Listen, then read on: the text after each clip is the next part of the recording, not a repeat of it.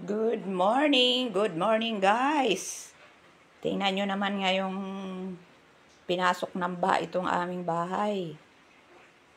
Oh, July 22. Paggising namin, bahamba na. Halos 1 week na kasing umuulan.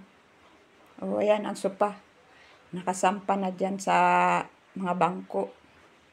Ayan. Grabe talagang ulan na to. Halos 1 linggo. Ayan, speaker na yan. Oh. Nakalagay na dyan sa hagdanan. Kasi doon yan nakapatong sa patungan na yun. Inalis muna.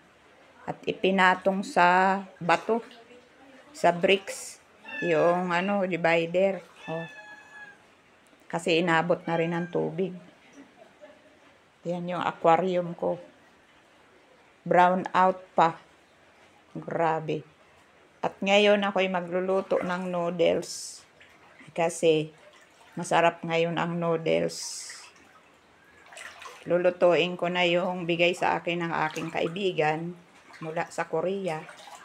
Yan, wag kayong magtaka kung ba't napakagulo ng lamesa. May wire pa ng kuryente, extension. Ilaw yan sa labas. Doon sa likod. Ngayon ako'y magluluto ng pipiliin ko yung galing sa Koreang noodles. Ayan. Ang dami naman ito. Ito daw madami pag naluto pero 3 piraso lang talaga binigay. Ayan. Ayan.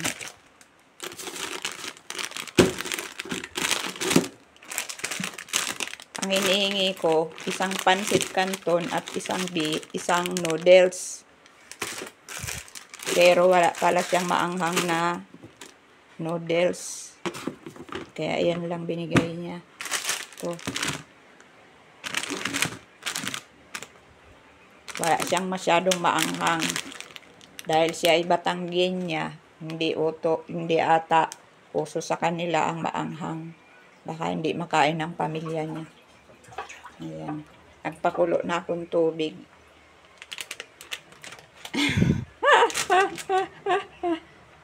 Kukulo pa lang. Ayan. Pansamantala ay aking bubuksan muna itong aking noodles. Para pag talagang boiled na yung water ay ilalagay ko na ang noodles. Ito lang naman ang ito lang ang panghalo niya, 1 piraso. Hindi tulad sa gawa sa atin na may oil pa, may mga sangkap pang ibang klase. Parang may gulay-gulay pa. Ewan ko lang ang laman nito kung mayroong parang ganyan. No? Yan, flavor na yan. Ubos na rin ang aming itlog, kaya hindi ko na siya malalagyan ng itlog. Pinirito na kanina. Ayan, kumukulo na ang aking tubig. Ay, natanggal ang kasirola. Ay, takip.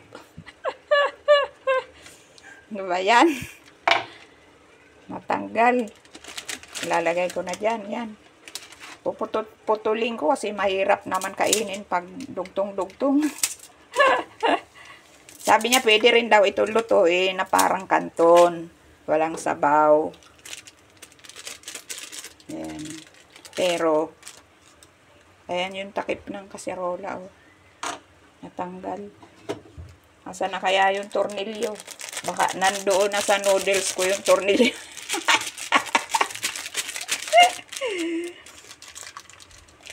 Baka nandoon na yung tornilyo.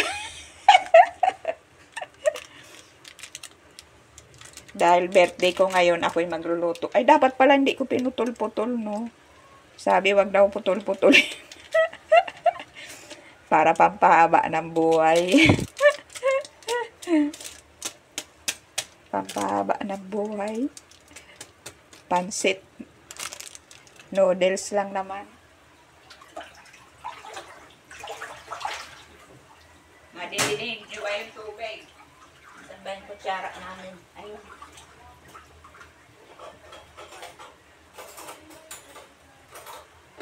Pinaglilipat kasi yung mga gamit. Ayan. Pati nga ang tangke ng gas nakasampa na sa lagayan ng bigas. Kaya yung lagayan namin ng bigas nasa ibabaw din ng lamesa. Diba? Hindi mo akalain, natutulog ka. Sarap-sarap ng tulog. Sabi ko, hindi ako ngayon magla-live kasi mahina ang internet kasi umuulan. Tapos, paggising ko, sabi ni kaibigan, Jo, baha na sa baba. Tapos, tinawag niya yung pamangkin niya si Gideon. Nagpatulong siya magbuhat ng mga sopa, tsaka yung divider na patungan ng TV. Ayan, kaunti lang ang sabaw para masarap. Pwede na yun pang ulam sa kanin. Hindi siya maanghang. Hindi may anghang masyado. Sakto lang. Hindi ko alam kung luto na ba to. Ako naman kasi, gusto ko talaga sa noodles, lutong-luto. Kasi, di ba sabi, hindi daw ito basta natutunaw sa tiyan. Ito naman kaibigan kong si Borak. Ayaw yan ang luto-luto ang noodles. Yan. BFF Lori. Ito na ang bigay mong noodles. Lagi niya kami sinasama. Pag medical, sinama kami. Libre niya kami sa Jabi. Pag, ano naman, visa naman, doon naman sa may, sinama naman niya kami. Libre na naman kami Jabi. Lagi may uwi, tuloy kami Jabi. Yummy, yummy. Luto na siguro yan. Tikman ko nga isang peraso. Pwede na yun ulam sa bahaw na kanin. Luto na. May bahaw kaming kanin eh. Kaya hindi na ako magsasaing. Ay, ito naman pala yung ternilyo. Hindi naman pala nahulog sa loob ng sa loob ng noodles. Ito. Dito kasi yan nakalagay yun. Yun. Para mayroon siyang saklog. Yan. Para umabot pa tayo ng 8 minutes.